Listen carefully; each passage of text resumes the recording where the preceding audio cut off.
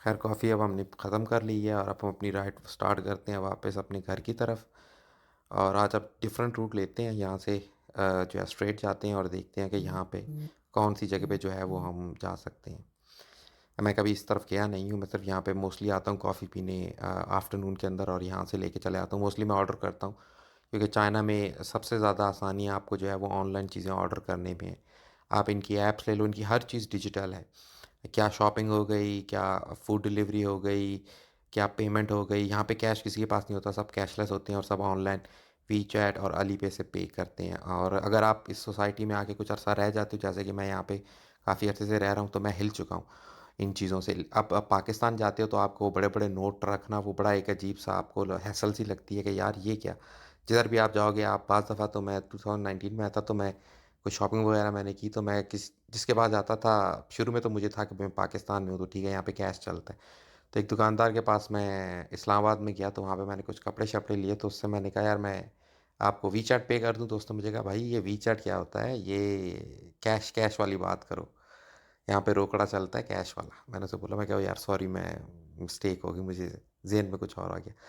तो खैर फिर मैंने उसे बताया कि मैं चाइना में रहता हूँ, तो मैं इस वजह से जो है वो वी चैट बोल गया। तो उसने फिर बोला कि एडिडास की मैं बात कर रहा हूँ। उसने बोला कि ये तो सारा चाइना का ही माल है, एडिडास जो यहाँ पे पड़ा हुआ है। तो मैंने उनसे बोला, मैंने कहा मुझे आइडिया है क्योंकि मैं वहाँ पे काफ़ी अरसे से रहा हूँ, तो आई नो ना। तो कंपैरिज़न मैंने किया कि वहाँ पे जो एडिडास की, जो आपको इस्लामाबाद में जो ऑथेंटिक एडिडास जो है आउटलेट है, वहाँ से आप लो। तो उस टाइम वो शर्टें थी कोई, मेरे ख़्याल से एक शर्ट मैंने ली और एक शॉर्ट ली, तो वो मुझे कोई 15,000 की पड़ी। तो वही मैंने, मेरे पास क्योंकि मोबाइल में चाइना की ऐप थी ऑनलाइन जिस पे आपको सारी चीज़ें मिलती हैं जेन्युइन। तो मैंने उस पे जाके वही स्कैन किया उस कोड का जो बारकोड है, और टी-शर्ट का बारकोड है, और मैंने देखा तो वही उस टाइम जो था, वो कोई 200 प्लस की कोई शर्ट थी, 228 इस तरह की थी। तो वो पाकिस्तानी पैसों में 4,000 रुपए की पड़ती थी, और जो शॉर्ट थी वो थी 180 समथिंग की, 180 yuan की। तो वो मैंने इसको कन्वर्ट किया तो वो टोटल पैसे बनते थे तकरीबन 7,000 रुपए। और यहाँ पे वो अपने टैक्सेस लगा के, और जो इम्पोर्ट टैक्स और गवर्नमेंट के टैक्स, और जो उनकी इतनी बड़ी शॉप को वो रन कर रहे हैं उसका वो खर्चा निकालने के लिए, तो वो सारा उन्होंने मुझे तकरीबन 14 से 15,000 की वो बेची। तो पाकिस्तान में खैर बहुत सारे ब्रांड्स नहीं हैं, ये हमारी गवर्नमेंट का एक अलमिया है कि वो इसकी तरफ तवज्जो नहीं देते, कि भाई उनको चाहिए कि डिफरेंट ब्रांड्स को यहाँ पे लेके आए, इन्वेस्टमेंट भी होगी, जॉब्स अपॉर्चुनिटीज़ भी क्रिएट होंगी। लेकिन कोई उस तरफ, ज़ाहिर बात है वो उस तरफ इकॉनमी को इम्प्रूव तभी कर सकते हैं कि जब हमारे मुल्क के अंदर दूसरे बाहर के जो हैं वो लोग आएंगे, इन्वेस्टमेंट करेंगे।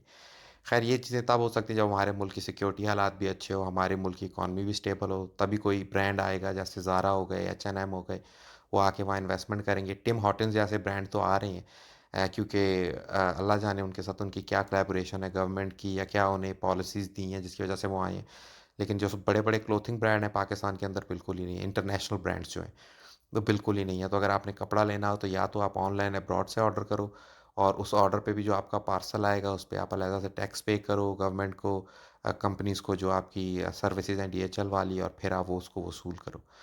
तो ये हमारे मुल्क का अलमिया है कि जो चीज़ बेसिक नेसेसिटी में आती है उस पे भी उन्होंने एक्सट्रीम टैक्स लगाए हुए हैं। क्योंकि हमारी गवर्नमेंट खुद तो कोई बिज़नेस करती नहीं है, इसी वजह से वो गरीब है, और जब वो खुद कोई बिज़नेस करती नहीं है तो वो सिर्फ आवाम को निचोड़ती है। इसी वजह से तो हमारे मुल्क की आप इंफ्रास्ट्रक्चर देखें, सड़कें, रोड, ये वो सब देखें, तो हम आज से 100 200 500 साल पीछे चल रहे हैं। कुछ हमारे लोगों में भी इस तरह की है कि हम लोग खुद भी लेज़ी हैं, और कुछ इस तरह की है कि हमारी हुकूमत भी ऐसी है जो कुछ नया करना नहीं चाहती। जैसे कि गवादर का इन्होंने प्रोजेक्ट जो है, वो एक गोल्डन इनके पास था जिससे ये अर्निंग कर सकते थे। ये कराची को एक इंटरनेशनल सिटी बना सकते थे।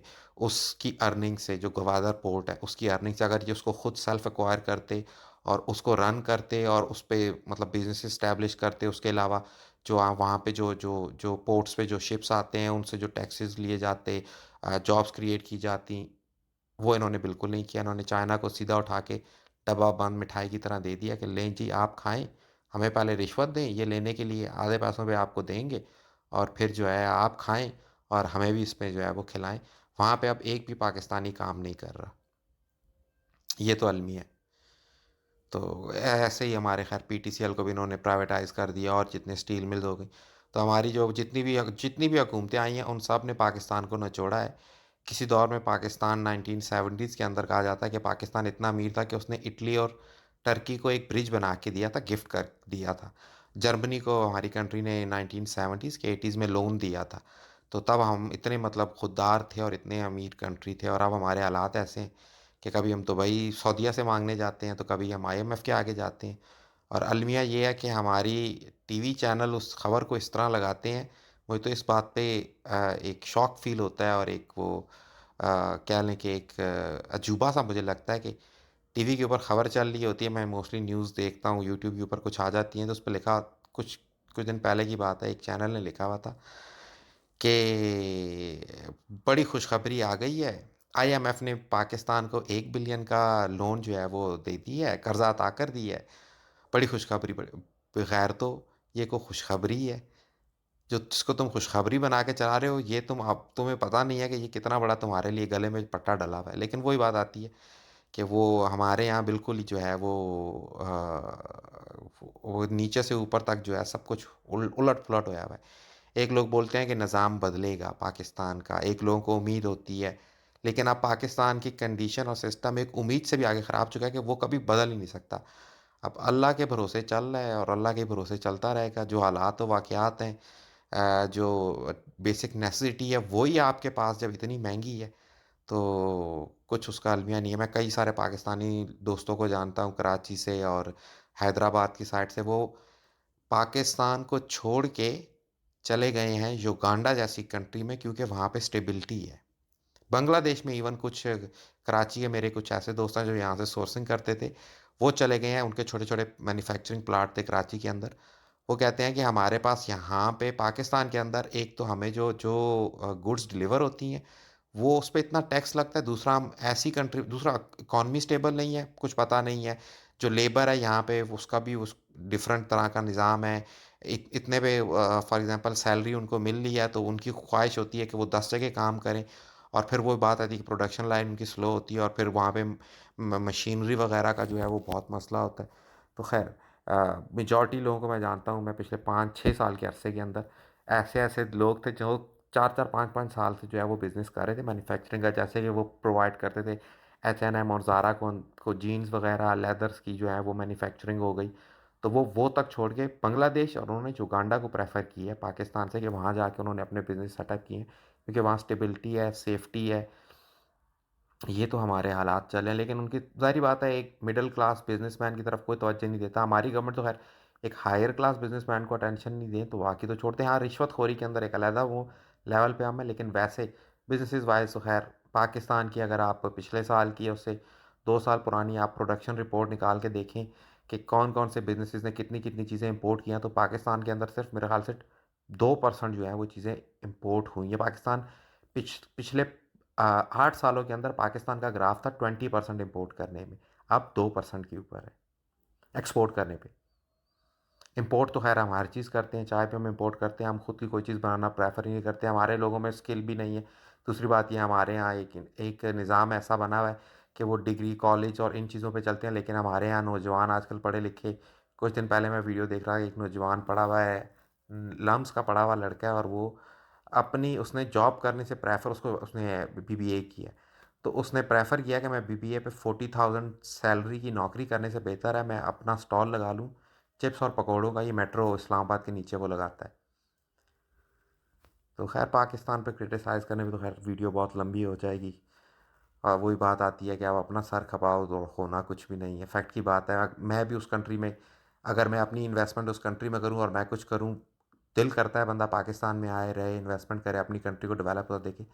लेकिन आप कोई भी बिज़नेस वहाँ स्टार्ट करो, तो वहाँ पे इतनी ज़्यादा terms and condition and policies हैं, फेवरिज़्म या फेवरेट पॉलिसीज़ जो हैं, वो तो बिज़नेसेस के लिए बिल्कुल हैं ही नहीं।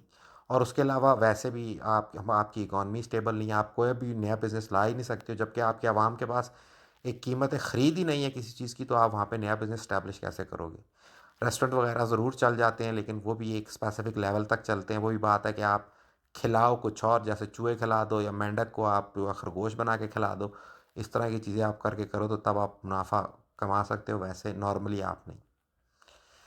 बहरहाल खैर, आज की वीडियो को यहाँ पे एंड करते हैं। उम्मीद करता हूँ आपको वीडियो अच्छी लगी होगी। अगर आप इसके बारे में चाइना में कोई इन्फॉर्मेशन लेना चाहते हैं, तो आप मुझे डीएम कर सकते हैं, फेसबुक पे, इंस्टा पे, यूट्यूब पे भी आप मुझे मैसेज कर सकते हैं। चैनल को शेयर करिएगा, लाइक करिएगा, सब्सक्राइब करिएगा। अ, उम्मीद करता हूँ आपको कंटेंट पसंद आ रहा होगा और मेरी कोशिश है कि मैं इससे बेहतर कंटेंट बनाऊँ, लेकिन मेरे पास टाइम क्योंकि लिमिटेड होता है, वीकेंड्स ही होते हैं।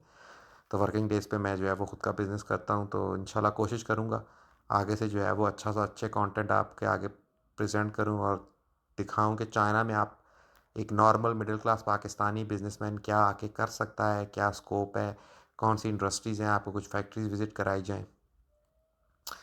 अंटिल देन दुआओं में याद रखिएगा। Take care. अल्लाह हाफ़िज़।